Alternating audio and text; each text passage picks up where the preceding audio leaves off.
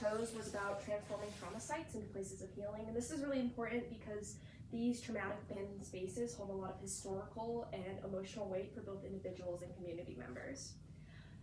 So this quote I chose was by Judith Binney, who wrote the Mallory Narrative Oral Narratives, and it really highlights how memory shapes identity, and what we choose to preserve and what we choose to forget shapes our perspective of our emotions and our history.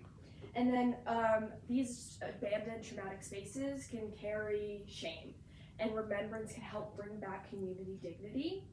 And then erasing these spaces also erases the struggle that these people went through. So it's really important to memorialize these spaces without perpetuating more trauma. And just a little context, many US communities live near abandoned and traumatic-filled places, which really reflects the histories of neglect, loss, and inequality. And these aren't just physical harm, this isn't just physical ruins, this is representation of ongoing harm. So as you can see, over 1.5 million properties in the United States remain abandoned, which really reinforces how big this issue is and widespread. And because there's such a huge scale, there can be such a huge opportunity for renewal.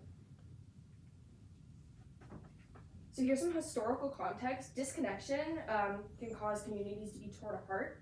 And then cultural loss, abandoned places can lead to loss of cultural identity and cultural heritage. And then these spaces have ongoing harm economically and emotionally. With the economic aspect, abandoned places can decrease tourism and traffic, and that can negatively impact a community. And then this injustice remains a physical aspect of the environmental harm. So my research question is, how can America revitalize these spaces shaped by intergenerational trauma? And my solution is to transform trauma sites into places of healing through community-led restoration, trauma-informed urban design, and memorialization of the past. So the perspectives I chose to focus on were the community members who want healing and remembrance, urban designers who can design with cultural and emotional care, and then the policymakers who focus on growth, sometimes at the detriment of local needs. For the communities, I chose to go with the Selena Dodd thesis, or stimuli. And after her death, fans were experiencing loss of a cultural figure, and they gathered at her studio, which was a really powerful collective expression of community grief. And Selena's family turned her studio into a museum, which turns that loss of her death into a space of remembrance and memorialization. And that really exemplifies community-led memorialization. And it also really shows how grief can become and transform into collective strength. So for urban designers, I focused on a study that was done in Washington by Tiffany Johnson. So there was a once thriving city with plentiful food went into a food desert because the urban designers didn't account properly for time, for sustainability. And the urban designers are really key in their decisions. It's not just about the physical landscape and layout, but the well-being of the people who consider that their home. And then a trauma-informed approach really considers the needs of the people, resources, and the needs so it's very practical. And then healing through design, it's not just symbolic, it's also very functional and necessary. So my last perspective I chose was about policy, and I went with brownfields, which is grants specifically meant to revitalize abandoned spaces and damaged spaces. So EPA grants for cleanup often go to impoverished or minority-majority areas, which reflects the recognition of historical inequality. But it also shows that these minorities are more likely to be affected by this environmental and familial trauma. Policymakers can be really powerful allies in the revitalization process, but it's also really important for them to be involved in the community versus just funding trickle down.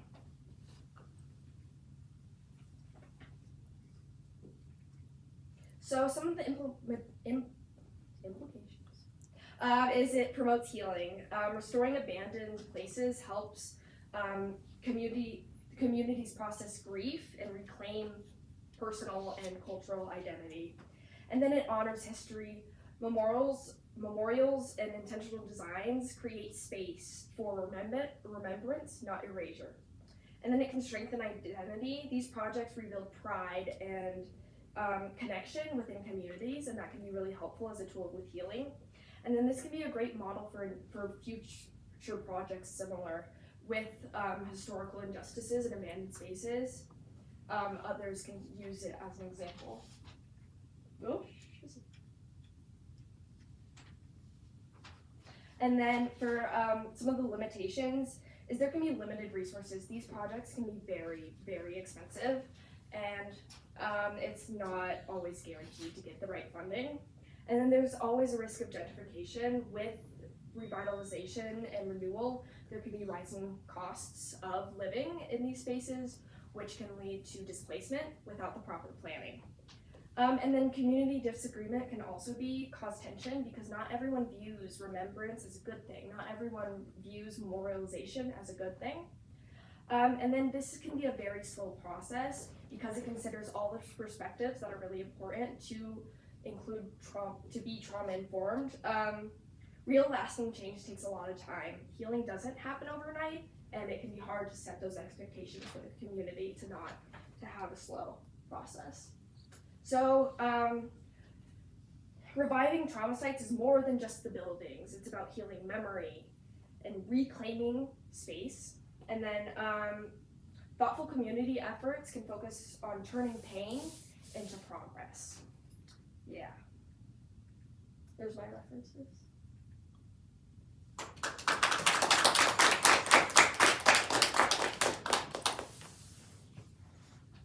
How valid and reliable are the sources that you used, and how do you know? And maybe which sources did you kind of find initially that wouldn't work because of the lack of validity? Yeah, so I used a lot of peer-reviewed sources, and the ones that weren't peer-reviewed, I checked the author to make sure they're credible. One of the sources that was actually, I was like, yes, this is perfect, was from the 70s. So I chose not to use that because that is outdated. And what additional questions emerged through your research, and why are these questions important? What is the cost of these projects? Because these are a lot in minority communities, it may not always be possible to have community-centered fundraisers, and that can contribute to why these projects aren't as common as they should be.